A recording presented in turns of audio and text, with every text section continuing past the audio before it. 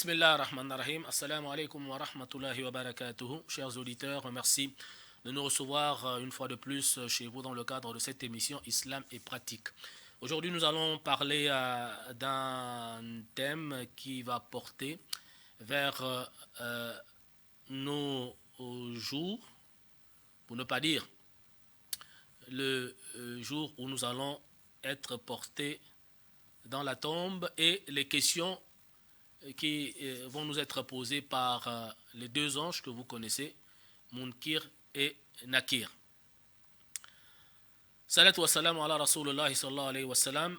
Nous sommes donc chez vous pour vous rappeler simplement que il va avoir un jour où Allah va appeler l'ange de la mort sur nous. En ce sens que c'est le jour de notre mort et l'ange de la mort sera donc chargé de retirer notre âme. Il y a plusieurs versets dans le Saint-Coran où on nous montre même les étapes de cet acte, dans le sens que lorsque l'âme commence à quitter le corps, on ne sent plus, par exemple, nos jambes, et puis ça remonte jusqu'à la gorge, et puis voilà, des savants ont dit que l'âme sortait par les yeux, et que souvent quand vous voyez le mort regarder vers le haut, c'est qu'il voit, n'est-ce pas, cette âme-là en train de partir. Et lorsque cette âme quitte notre corps, nous abordons un autre monde, le monde Barzakh. Et contrairement à ceux qui pensent qu'on va dans la dernière demeure, non, ce n'est pas la dernière demeure, mais c'est dans la tombe qui est une étape avant la dernière demeure, le jour de la résurrection, qui sera où? Le paradis ou l'enfer, qu'Allah nous préserve de l'enfer et qu'Allah nous fasse parmi les gens du paradis. Et une fois que l'âme est dans le monde Barzakh, elle va se retrouver, n'est-ce pas, dans la tombe. Vous pouvez passer quelques heures ou quelques jours avant l'enterrement, mais une fois que vous êtes enterré, on nous rapporte dans les traditions islamiques que lorsque le dernier a quitté le cimetière, a exécuté 40 pas, le dernier, le tout dernier, on dit à ce moment-là, le mort dans la tombe reçoit la visite de deux anges, Munkir et Nakir, qui arrivent selon ce que, n'est-ce pas, le musulman ou la musulmane posait comme acte voilà, sur cette terre. Qu'Allah nous épargne du châtiment de la tombe. Nous allons donc axer notre propos sur donc, ces questions qui vont lui être posées. Lorsque les deux anges arrivent, effectivement, les deux anges vont poser des questions. En l'occurrence, 3 grandes questions aux morts. Et la première des questions, c'est: qui est ton Seigneur?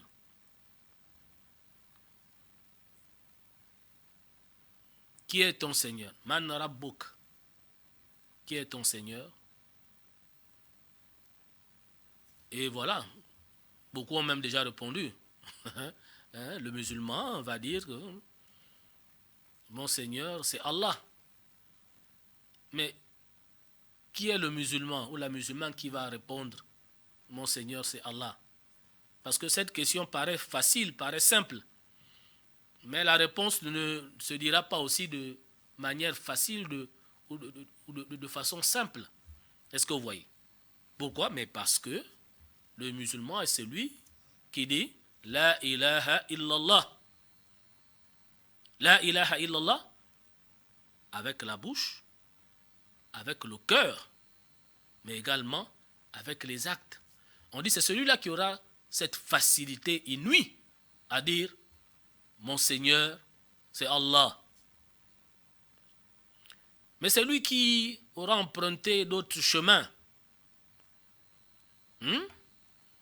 tels que aller voir des devins, faire des fétiches, mettre sa confiance en une personne, En gros, la personne qui aura associé à Allah un être, une chose, etc., cette personne-là ne pourra pas dire facilement que mon Seigneur est Allah. Et vous imaginez, si vous ne répondez même pas à cette question, ça voudrait dire que vraiment ça va être très compliqué pour la suite. Et donc vous remarquez que pour répondre facilement à cette question, il va falloir, n'est-ce pas, éviter tout ce qui est association, tout ce qui est placer sa confiance en quelque chose autre que Allah. Et c'est là où on parle du shirk.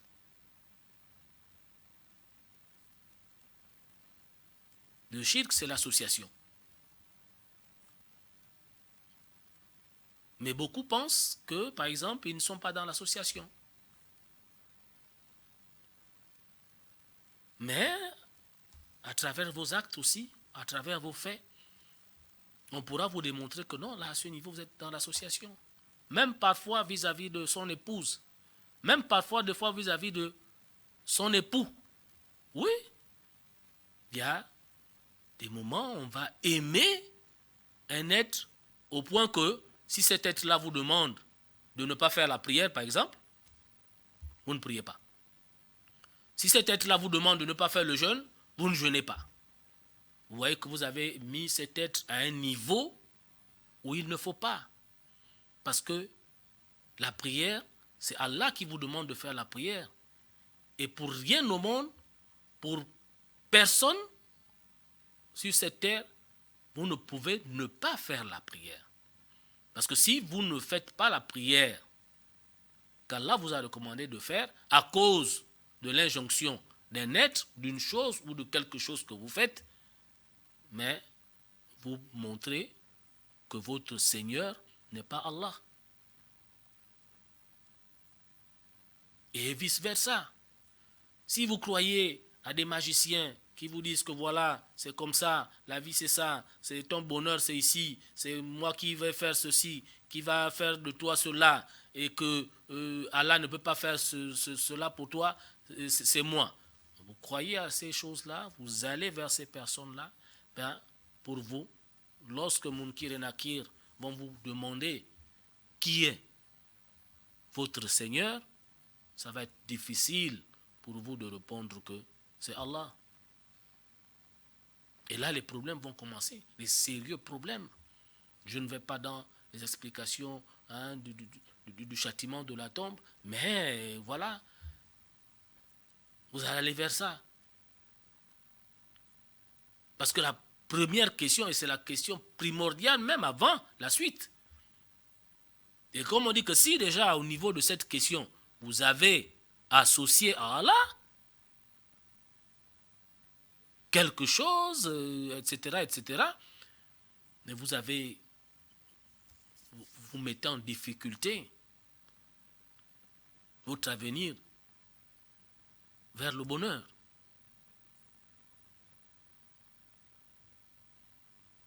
Donc vous voyez que la vie du musulman, comme on le dit, se résume d'abord à l'amour d'Allah Azawajal, le créateur de l'univers. C'est lui qui nous a créés. À croire en lui et à n'adorer que lui, adorer Allah exclusivement. Adorer Allah exclusivement, c'est-à-dire qu'on ne doit pas mettre quelque chose à côté de lui. On ne doit pas espérer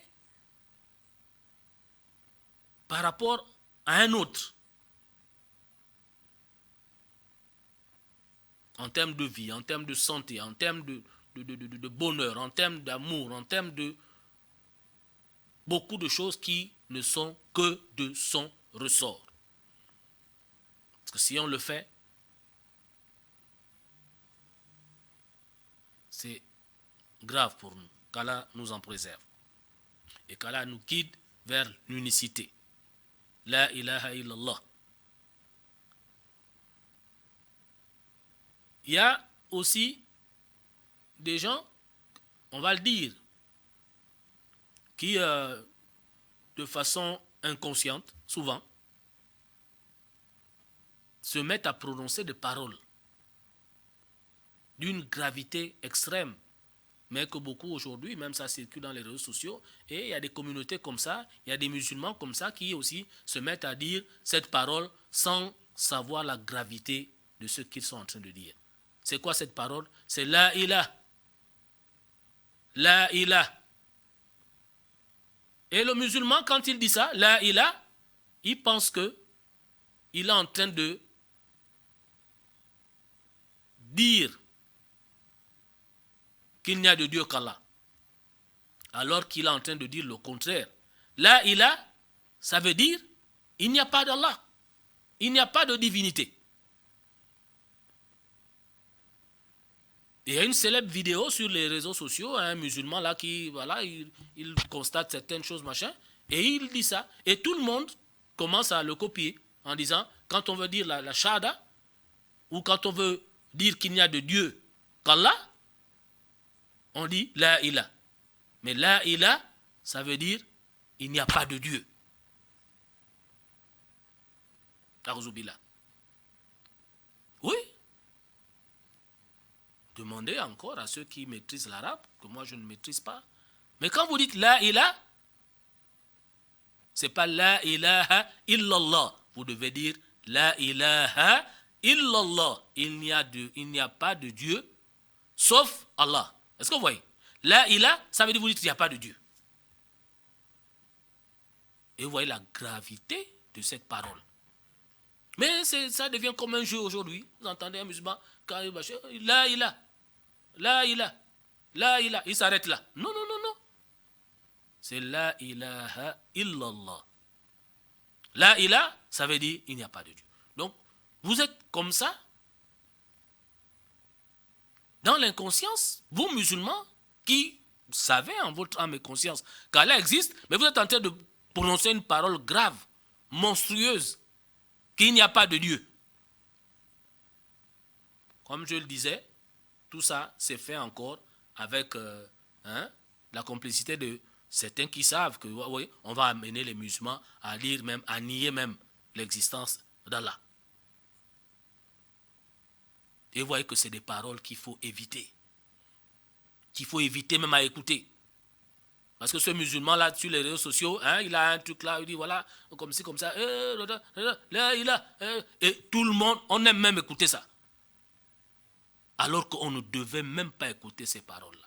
Pire encore, les prononcer. Vous voyez que c'est autant de paroles, des faits, des actes, des choses que, une fois dans la tombe, lorsqu'on va vous demander qui est ton Seigneur? Et il nous est rapporté qu'il y a des gens qui ne pourront pas dire Allah. Mais pourquoi il ne peut pas dire Allah? Mais c'est parce que même lui-même il disait la ilaha.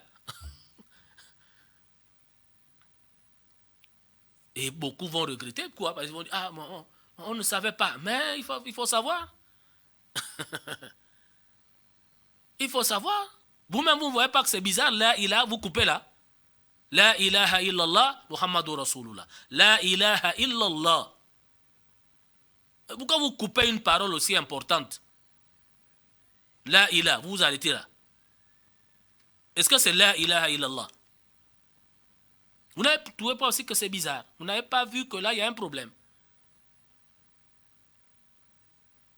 Et il y a beaucoup de paroles comme ça que voilà, les comédiens ont amené, d'autres musulmans aussi, on va dire de mauvaise foi, ont prononcé. Et puis voilà, ça devient maintenant un jeu et les gens se mettent à l'utiliser alors que, mais,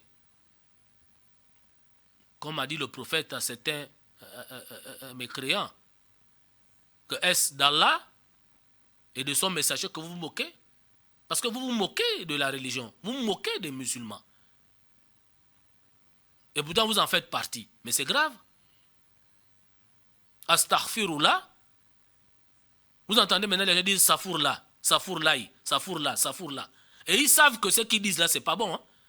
Mais ils prennent ça maintenant comme un jeu, machin. Mais vous vous moquez d'Allah et de son messager. et les paroles de son messager. Le prophète sallallahu alayhi wa sallam, on lui a demandé qu'est-ce qu'il faut faire pour demander le pardon d'Allah. Il a dit, dites astaghfirullah. Astaghfirullah. Toi maintenant, musulman conscient, tu dis Safourlaï. Et tu sais que c'est un comédien qui est, ou bien les musulmans comédiens qui ont amené ça pour... Mais, non, on ne doit pas rentrer dans ces choses-là. Ce qui va nous amener à la deuxième question que Munkir et Nakir vont poser dans la tombe. Après, qui est ton Seigneur? Celui qui aura adoré Allah sans exclusivement Allah, sans lui associer quoi que ce soit, sans être parti chez des gens pour faire X ou Y, faire des pratiques occultes, etc. Il va répondre Allah, c'est Allah mon Seigneur. Mais celui qui ne va pas remplir les conditions de ça, ben, il dira parce que là-bas on ne ment pas. Là-bas on ne ment pas. Mais tu vas te dire que bon, mais pourtant je disais que Allah c'est mon Seigneur quand j'étais. Mais le problème c'est que ce que tu faisais, ce que tu disais, est-ce que aussi ça reflétait ce que tu prononçais? Voilà la grande question. Et si ce que tu disais, que mon Seigneur c'est Allah, pendant que tu allais chez les magiciens ou bien dans des choses que Allah a interdites par rapport à sa seigneurie, mais tu ne pourras pas dire que c'est Allah. Et tu vas dire et là c'est compliqué.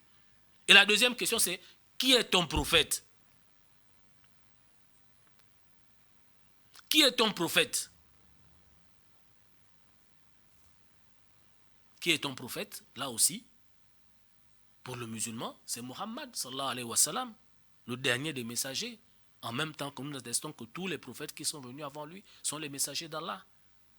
Mais là aussi, mon frère, ma soeur, ça ne sera pas facile. Oh. Pourquoi? Parce que pour dire que c'est Muhammad, ton prophète, il va falloir aussi que ce que Muhammad a dit, tu as été d'accord et tu as mis ça en application. Mais le constat aujourd'hui, pour beaucoup, c'est quoi? On te dit que le prophète a dit ça. Toi, tu dis non, moi je ne fais pas ça. Oh, est-ce qu'il a dit ça? Oh. Le prophète a dit de faire comme ça, le mariage.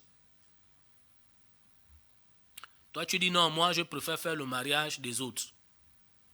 Le prophète a dit, le musulman doit participer aux obsèques comme ça, en faisant ça, pour machin.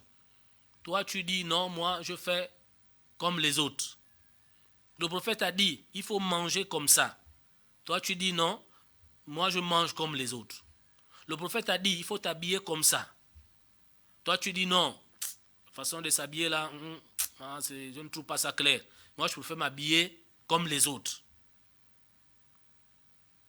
Quitte encore pour ceux qui, voilà, ok, le prophète a dit, on s'habille comme ça. Ok, on s'habille comme ça quand on peut aussi s'habiller aussi autrement, on le fait. Mais on ne dit pas que non, moi, le prophète a dit de s'habiller comme ça. Moi, je n'aime pas ça. Etc., etc. Donc, vous voyez, pour répondre ce jour-là que mon prophète, c'est Muhammad, sallallahu alayhi wa sallam, il va falloir que ce que vous disiez sur terre, que moi, le prophète, c'est Muhammad, mais il va falloir aussi que dans les actes, dans les faits, vous ayez fait ce que le prophète a fait. Peut-être que par faiblesse, vous n'avez pas fait, mais ne pas être de ceux-là qui ont préféré ce que le prophète n'a pas fait à ce que le prophète a fait. Si vous avez été dans ce cadre-là, mais vous n'allez pas pouvoir dire que mon prophète c'est Muhammad. Vous n'allez pas pouvoir. Pourquoi? Parce qu'on va vous dire que mais le prophète faisait le mariage comme ça. Toi, tu as refusé comment le prophète faisait le mariage. Toi, tu préfères faire le mariage comme... Voilà. Et il nous est rapporté, toujours du prophète, que le prophète a dit que l'homme sera ressuscité avec les gens qui l'aiment. Oui. L'homme sera ressuscité avec les gens qui l'aiment. Donc vous allez constater aujourd'hui qu'il y a des musulmans qui sont musulmans, mais qui n'aiment pas les musulmans. Ils aiment plutôt les autres. Et pourtant, ils sont musulmans. Hein? Vous allez dire que comment est-ce possible? Oui, c'est possible comment? C'est parce qu'ils aiment les mariages des autres. Ils aiment les anniversaires des autres. Ils aiment tout ce que les autres font, qui sont parfois interdits même dans l'islam. Quand interdit là, non, ils préfèrent, et ils aiment ce que... La conclusion c'est quoi? C'est qu'ils aiment les autres plus que les musulmans. Pour ne pas dire qu'ils aiment la pratique des autres plus que la pratique des musulmans. Alors qu'ils sont musulmans ou musulmanes. Est-ce que vous voyez? L'islam dit non, la femme doit, par exemple, s'habiller comme ça. Non, tu vas trouver une musulmane qui dit que non, elle préfère. Elle aime s'habiller comme une américaine. Est-ce que vous voyez? Avec tout ce qu'on montre dehors et tout, et tout, et tout. On lui dit que non, mais l'islam, toi, tu es musulmane. À la rigueur, on ne demande pas de cacher tout le visage, mais voilà, et tout, et tout, tout. Ou à la rigueur, bon, si tu n'as pas aussi la foi de porter le voile, mais tu restes machin, mais tu ne préfères pas. Tu ne préfères pas la façon des autres de s'habiller à ta façon qu'on t'a demandé de faire. Est-ce que vous voyez la nuance? Voilà. Il y a des musulmans, ça dit que non, elle dit que non, m'habiller comme musulman, là, c'est pas normal. C'est pas normal. Voilà, elle dit que c'est pas normal. Pour elle, ce qui est normal, c'est de s'habiller à l'occidental. Vous voyez que là, il y a un problème. Bon, quelqu'un comme ça, là, demain, on te dit, mais qui est ton prophète?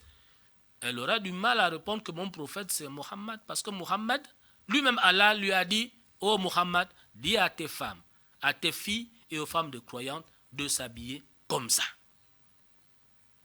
Toi, tu n'aimes même pas ça. Tu détestes même la façon de marcher. Comment dans la tombe, tu vas répondre que mon prophète, c'est Mohammed? Ça va être compliqué. Là encore, il y a beaucoup qui vont dire parce que même si tu reconnaissais que Mohammed est ton prophète, mais tu n'appliquais pas ce qu'il demandait d'appliquer, et tu détestais même ce qu'il demandait d'appliquer, tu ne pourras pas dire que Mohammed est ton prophète. La troisième question, c'est quel est ton livre? Quel est ton livre? Le musulman, c'est normal. On se dit que non. Quelle question facile. Ah, pas facile. Quel est ton livre? Pour un musulman normal, il va répondre, il doit répondre que c'est le Coran, Al-Qur'an. Mais là encore, il y en a qui vont dire Pourquoi ils vont dire Parce qu'ils ne peuvent pas dire que c'est le Coran. Pourquoi ils ne peuvent pas dire que c'est le Coran? Et pourtant, il est musulman, et pourtant, elle est musulmane. Mais c'est parce que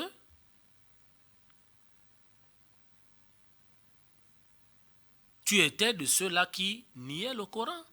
On te dit le Coran dit comme ça, toi tu dis non, c'est pas ça. On a dit seulement non, il ne faut pas... on te dit le Coran dit on ne boit pas l'alcool, tu dis que non. Le Coran dit il ne faut pas seulement aller faire la prière si tu es sous. On te dit que le Coran a dit il faut appliquer la charia dans un pays islamique.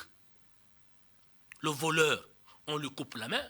Tu dis, oh non, ça c'est la barbarie. Comment un livre de Dieu peut demander de faire des choses comme ça? Aouzubillah. On te dit le Coran demande de vivre comme un musulman, d'aimer les choses des musulmans, de suivre la tradition du prophète, de faire comme les compagnons ont fait. Tu dis non. Ça c'était avant. Aujourd'hui on est développé, on ne peut plus appliquer les choses que voilà. Parce qu'aujourd'hui, le mariage, on doit le faire comme si, on doit avoir ceci, même la mort, on doit regrouper les gens, ils doivent manger, on doit faire le 7e, 41e jour, tout ce que vous voulez. On ajoute des choses que le Coran a interdit. Le Coran te dit, voilà comment le musulman doit se comporter. Tu dis non. Moi, je préfère me comporter avec l'évolution de tout ce que vous savez. Et donc, tout ce que le Coran t'a demandé de faire, tu as refusé. Tu n'as pas accepté. Il y a des choses même que tu as traité le Coran de barbare, de menteur. Le Coran te dit, non. Allah a dit aux musulmans qu'il peut, s'il a les moyens et s'il est équitable, d'être polygame. Tu dis non, Allah ne peut pas demander aux musulmans de non. Ça c'est encore les hommes qui ont dit que voilà, la polygamie, c'est machin, la polygamie, c'est pas possible, ça ne peut pas exister. tu es musulman, tu es musulmane. Mais dans la tombe, quand on va te demander quel est ton livre, si tu as été de ceux-là qui ont adopté ce genre de comportement, mais tu ne pourras pas dire que ton livre c'est le Coran. Tu ne pourras pas. Vous voyez que c'est clair, non? C'est clair, tu ne pourras pas. Qu'Allah nous guide, qu'Allah nous pardonne.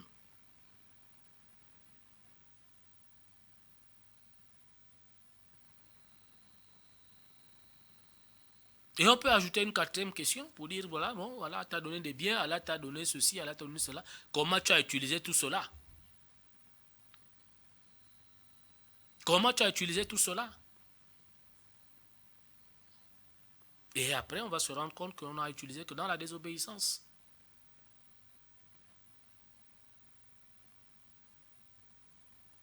On a utilisé l'argent, voilà, au lieu de payer un voile, on a payé un voile de 10 000, 15 000, voilà, on a payé les mèches brésiliennes de 160 000, 200 000, parce qu'on veut beaucoup plus ressembler à ce que vous savez. On a utilisé voilà, l'argent qu'Allah nous a donné à avoir une maîtresse, alors que voilà, l'islam nous demande de prendre une deuxième femme en bonne et due forme, et voilà, mais voilà, on a préféré, voilà, on a préféré. Chers frères et sœurs en la foi, nous sommes musulmans et nous devons nous battre pour être musulmans, vivre comme les musulmans et mourir musulmans. Wala tamutuna illa wa antum muslimun. Le verset du Coran nous interpelle. Et ne mourrez que musulmans. Mais beaucoup se disent que mais moi je prie, je suis musulman, moi je ne peux jamais aller ailleurs, hein, moi, voilà. Mais pourquoi on me dit que mourrez musulmans croyants? Il faut même ajouter. Parce que comme je le disais, si on a ces attitudes-là vis-à-vis de la ilaha illallah, vis-à-vis du prophète, vis-à-vis du Coran, si on a des comportements contraires, mais si à chaque question de Moukina vous ne faites que dire en gros, par exagération, c'est qu'on va dire que vous n'êtes pas mort musulman. Vous avez nié Allah, vous avez nié le prophète, vous avez nié le Coran. Et là, c'est très grave. Allah nous dit, ne mourrez que musulmans. Les prophètes ont fait la prière dans le même ordre d'idée.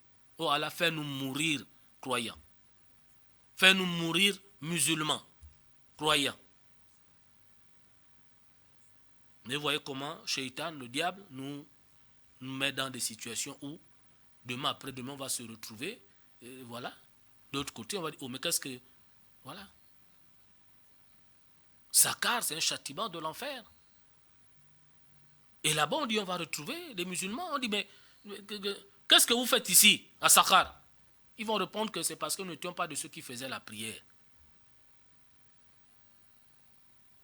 Et dans une autre citation d'un savant islamique, il dit que mais il y a des situations au niveau de Jahannam, donc dans l'enfer, où les gens qui y sont destinés vont voir des musulmans là-bas. Ils vont dire, oh, mais vous, tu ne dis pas de la religion de Muhammad là, qui disait que c'était la religion de la vérité.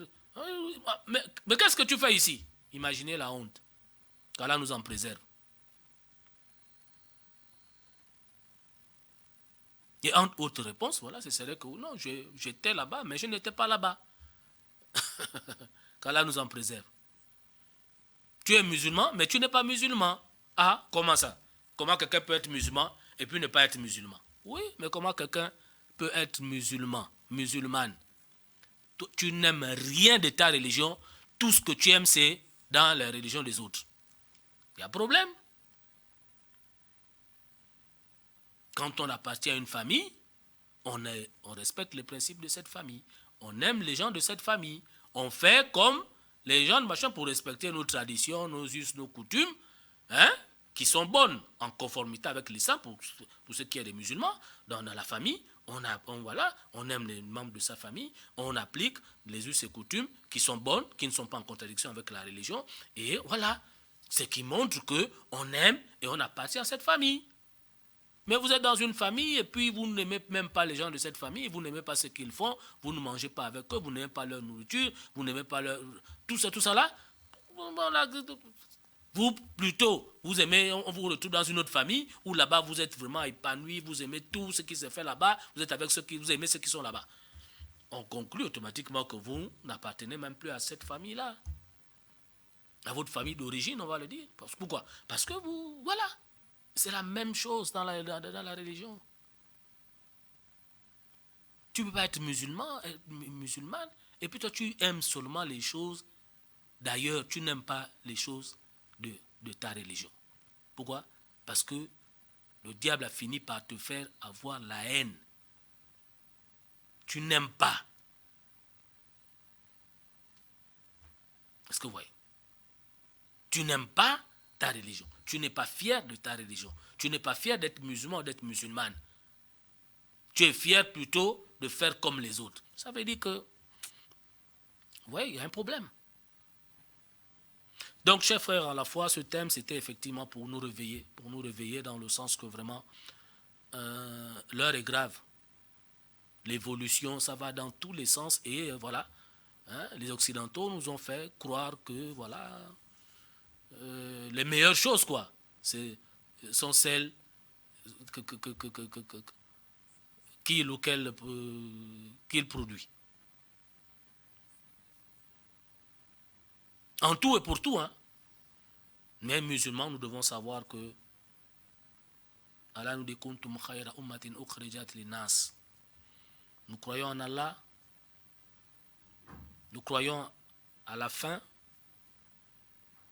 nous croyons au jour de la résurrection et nous devons vivre selon nos croyances. Et pas croire en Allah, croire au jour dernier et puis vivre selon les croyances des autres. Ce n'est pas possible. On risque de se casser la figure. On risque de se retrouver devant Allah et il ne nous regarde même pas. Et le Coran dit long sur ce genre de situation où les gens vont s'écrier, oh Allah, pourquoi tu m'as oublié? Mais Allah de répondre que nous t'avons oublié parce que toi-même tu t'es oublié. Toi-même tu t'es oublié. Allah, pourquoi m'as-tu rendu aveugle alors qu'auparavant je voyais? Allah va dire, on t'a rendu aveugle parce que toi-même tu étais aveugle. Tu croyais voir. On croit voir en faisant tout ce que les autres font, parfois même en contradiction avec notre religion, en pensant qu'on voit clair. Alors que, mais nous sommes conscients qu'en tant que musulman, on doit avoir un comportement de musulman, on doit faire ce que le musulman, on doit aimer ce que l'islam nous. On ne nous a pas forcé d'être musulman, vrai ou faux? Bon, pour ceux peut-être qu'on a forcé encore, bon, mais même là encore, on doit être fier de notre religion, mais aujourd'hui, on constate que c'est comme si on n'était pas fier de notre religion. On doit être fier de porter le chapeau, le camis, le voile, etc. On doit être fier. C'est Allah qui nous demande de le faire. Maintenant, si par faiblesse, on n'arrive pas à le faire, bon, on demande à Allah de nous aider. Mais ne pas dire que non, ça n'a rien à voir. Musulman, normalement, il peut, ou c'est pas une obligation, ou c'est... Non. Ça, c'est Shaitan qui rentre dans nos cœurs pour nous faire détester ce qu'Allah nous a demandé d'aimer. Et c'est cette façon de faire qui va faire en sorte que dans la tombe, on aura du mal à répondre aux questions, n'est-ce pas, que les anges vont nous poser. Qui est ton Seigneur? Qui est ton prophète? Quel est le livre que tu suivais? Et pour bien répondre à ces questions-là, il faut croire en Allah, dans l'exclusivité de son adoration. Il faut croire au prophète dans l'application de ce qu'il a fait. Et il faut croire au Coran dans l'application de ses recommandations et de vous dire que tout ce que le Coran dit, c'est Allah qui dit, parce que le Coran, c'est la parole d'Allah. Et tout ce qu'Allah dit dans le Coran, il n'a pas menti, il n'a rien oublié. Il n'est pas bon pour un musulman que de dire que non, le Coran a menti, ou bien le Coran, ce que le Coran dit là, c'est pas adapté à. Quand vous faites ça, vous niez la parole d'Allah et c'est grave pour la foi des musulmans. Qu'Allah nous quitte sur le droit chemin, qu'il nous préserve des pièges de Shaitan, qu'il fasse en sorte que nous soyons fiers de notre religion, parce que nous sommes dans la meilleure des religions. Nous avons le meilleur des prophètes, le dernier des envoyés, qui a reçu la parole d'Allah, le Saint-Coran, qui est le meilleur livre qu'Allah a suscité sur cette terre. Et cette vérité est prouvée même par les non-musulmans. Cette vérité est prouvée par la science. Par. Ne soyons donc pas de ceux-là qui sont musulmans et qui allons encore le galvauder.